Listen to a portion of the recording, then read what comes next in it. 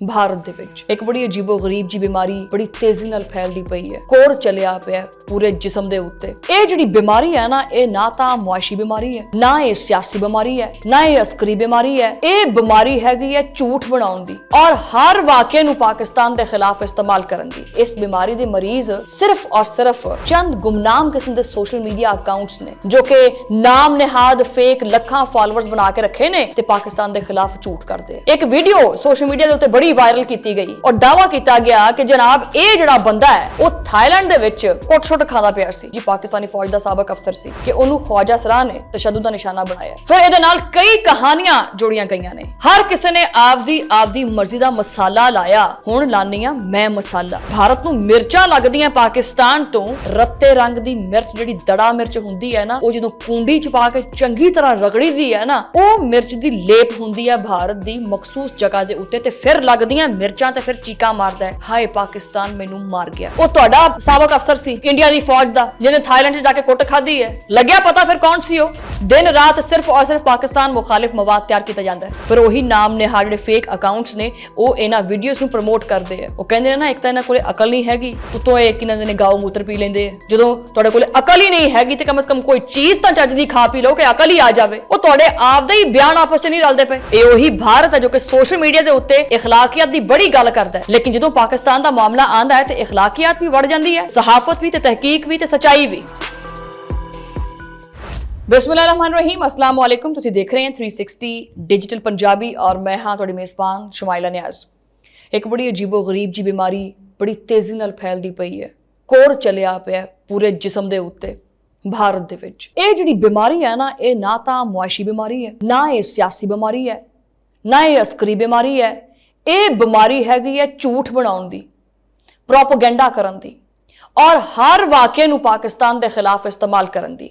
ਔਰ ਦਿਲਚਸਪ ਗੱਲ ਇੱਥੇ ਇਹ ਹੈ ਕਿ ਇਸ ਬਿਮਾਰੀ ਦੇ ਮਰੀਜ਼ ਸਿਰਫ ਔਰ ਸਿਰਫ ਚੰਦ ਗੁਮਨਾਮ ਕਿਸਮ ਦੇ ਸੋਸ਼ਲ ਮੀਡੀਆ ਅਕਾਊਂਟਸ ਨੇ ਜੋ ਕਿ ਨਾਮ ਨਿਹਾਦ ਫੇਕ ਲੱਖਾਂ ਫਾਲੋਅਰਸ ਬਣਾ ਕੇ ਰੱਖੇ ਨੇ ਤੇ ਪਾਕਿਸਤਾਨ ਦੇ ਖਿਲਾਫ ਝੂਠ ਕਰਦੇ ਆ। ਮੈਂ ਵੈਸੇ ਇਸ ਟੌਪਿਕ ਦੇ ਉੱਤੇ ਵਲੌਗ ਬਣਾਉਣਾ ਨਹੀਂ ਹੈਗਾ ਸੀ, ਮੈਨੂੰ ਮਜਬੂਰ ਕੀਤਾ ਹੈ ਕਿ ਮੈਂ ਜ਼ਰਾ ਇਹ ਛਿੱਤਰ ਪੌਲਾ ਜਿਹੜਾ ਨਾ ਕਰਾਂ ਹੀ ਕਰਾਂ ਲਾਜ਼ਮੀ। ਹਰ ਚੀਜ਼ ਦਾ ਮਤਲਬ ਕਿ ਤੁਸੀਂ ਆਪਣੇ ਆਪ ਨੂੰ ਸਮਝਦੇ ਕੀ ਆ, ਹਰ ਚੀਜ਼ ਦਾ ਤੁੱਕ ਉਠਾ ਕੇ ਪਾਕਿਸਤਾਨ ਨੂੰ ਥੋਪ ਦਿੰਦੇ।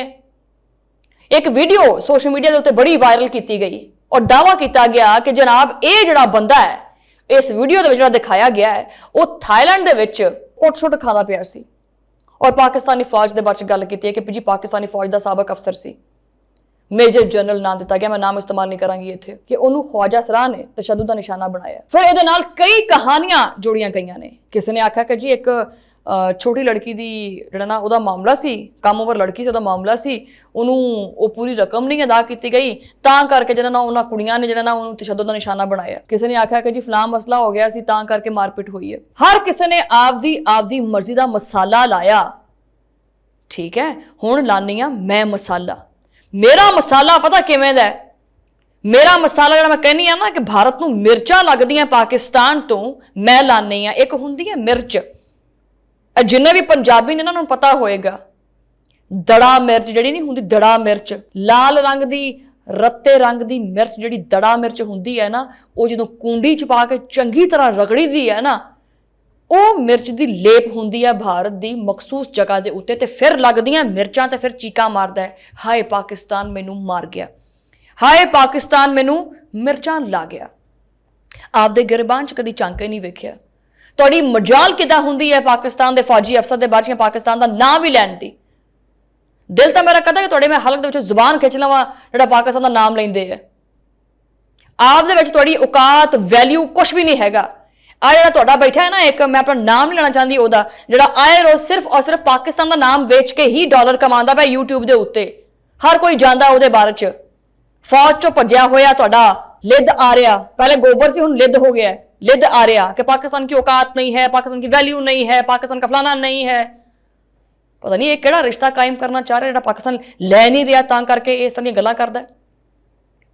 धुरिंद्रा मूवी ਉਹਦੇ ਵਿੱਚ ਜਿਹੜਾ ਪਾਕਿस्तान ਦੇ खिलाफ इन्होंने करैक्टर इस्तेमाल किया एक मेजर के नाम के उत्ते, ਉਹ खुदा ਦਾ खौफ करो, साढ़े पाकिस्तान के मेजर इदां दे हुंदे आ। मूँह चुक के कोई भी गल, कोई भी मसला, कोई भी वीडियो, पाकिस्तान का टैग। ਲੱਗਿਆ ਪਤਾ ਫਿਰ ਕੌਣ ਸੀ ਉਹ ਤੁਹਾਡਾ ਸਾਬਕ ਅਫਸਰ ਸੀ ਇੰਡੀਆ ਦੀ ਫੌਜ ਦਾ, ਜਿਹਨੇ ਥਾਈਲੈਂਡ 'ਚ ਜਾ ਕੇ ਕੁੱਟ ਖਾਧੀ ਹੈ। ਤੁਸੀਂ ਖਾਣੇ ਕੁੱਟਾਂ ਇਦਾਂ ਦੀਆਂ, ਲੇਕਿਨ ਜਦੋਂ ਉਹ ਵੀਡੀਓ ਲੀਕ ਹੋ ਜਾਂਦੀ ਹੈ ਤੇ ਉਹ ਪਾਕਿਸਤਾਨ ਦੇ ਨਾਮ ਮਨਸੂਬ ਕਰ ਦਿੰਦੇ ਹੈ। दिन रात सिर्फ और सिर्फ पाकिस्तान मुखालिफ मवाद तैयार किया जाता है, सरासर झूठी और झूठ के उत्ते मबनी वीडियो, प्रोपोगेंडा वीडियो, पुरानी वीडियो चुक के ते उहदे विच जिहड़ा ना AI इफैक्ट पा के पता नहीं की बना के उहनूं ते सोशल मीडिया ते चढ़ दिंदे है। फिर उही नाम निहाल जिहड़े फेक अकाउंट्स ने वो इन्हां वीडियोज़ नूं प्रमोट करते हैं। वो कहंदे ने ना एक तां इन्हां कोले अकल नहीं हैगी, उत्तों एक इन्हां दे गाओ मूत्र पी लैंदे है। ਜਦੋਂ ਤੁਹਾਡੇ ਕੋਲ ਅਕਲ ਹੀ ਨਹੀਂ ਹੈਗੀ ਤੇ ਕਮ ਸੇ ਕਮ ਕੋਈ ਚੀਜ਼ ਤਾਂ ਚੱਜ ਦੀ ਖਾ ਪੀ ਲਓ ਕਿ ਅਕਲ ਹੀ ਆ ਜਾਵੇ। ਕਦੀ ਭਾਰਤੀ ਸ਼ਹਿਰੀ ਹੈ, ਕਦੀ ਕਹਿੰਦੇ ਕਿ ਜੀ ਪਾਕਿਸਤਾਨੀ ਸ਼ਹਿਰੀ ਹੈ। ਤੁਹਾਡੀਆਂ ਆਪਦੀਆਂ ਹੀ ਗੱਲਾਂ ਦੇ ਵਿੱਚ ਬਹੁਤ ਸਾਰੇ ਤਜ਼ਾਦ ਨੇ, ਉਹ ਤੁਹਾਡੇ ਆਪਦੇ ਹੀ ਬਿਆਨ ਆਪਸ 'ਚ ਨਹੀਂ ਰਲਦੇ ਪਏ। ਬਹਰਹਾਲ ਇਸ ਝੂਠ ਨੂੰ ਉਹੀ ਲੋਕ ਫੈਲਾਉਂਦੇ ਹੈ ਜਿਹੜੇ ਖੁਦ ਇਹਦੇ ਵਿੱਚ ਮੁਲਵਸ ਹੁੰਦੇ ਹੈ। ਇਹ ਜਿਹੜੇ ਦੁਨੀਆ ਦੇ ਵਿੱਚ ਜਮਹੂਰੀਅਤ ਦੇ ਜਿਹੜੇ ਨੁਮਾਇੰਦੇ ਬਣੇ ਫਿਰਦੇ ਆ ਨਾ, ਇਹ ਝੂਠ ਫੈਲਾਉਂਦੇ ਹੈ। ਇਹ ਜਿਹੜਾ ਦੁਨੀਆ ਦੀਆਂ ਅੱਖਾਂ ਦੇ ਵਿੱਚ ਉਂਗਲਾਂ ਦਿੰਦੇ ਫਿਰਦੇ ਆ ਨਾ, ਅੱਜ ਦੁਨੀਆ ਇਸ ਭਾਰਤ ਤੋਂ ਵਾਕਿਫ ਹੈ। ਇਹ ਉਹੀ ਭਾਰਤ ਹੈ ਜਿਹੜਾ ਦੁਨੀਆ ਨੂੰ ਸਿਰਫ ਔਰ ਸਿਰਫ ਫੇਕ ਨਿਊਜ਼ ਦੇ ਲੈਕਚਰਸ ਦਿੰਦਾ ਹੈ। ਇਹ ਉਹੀ ਭਾਰਤ ਹੈ ਜੋ ਕਿ ਸੋਸ਼ਲ ਮੀਡੀਆ ਦੇ ਉੱਤੇ ਇਖਲਾਕੀਅਤ ਦੀ ਬੜੀ ਗੱਲ ਕਰਦਾ ਹੈ, ਲੇਕਿਨ ਜਦੋਂ ਪਾਕਿਸਤਾਨ ਦਾ ਮਾਮਲਾ ਆਉਂਦਾ ਹੈ ਤੇ ਇਖਲਾਕੀਅਤ ਵੀ ਵੜ ਜਾਂਦੀ ਹੈ ਤੇ ਸਹਾਫਤ ਵੀ ਤੇ ਤਹਿਕੀਕ ਵੀ ਤੇ ਸੱਚਾਈ ਵੀ।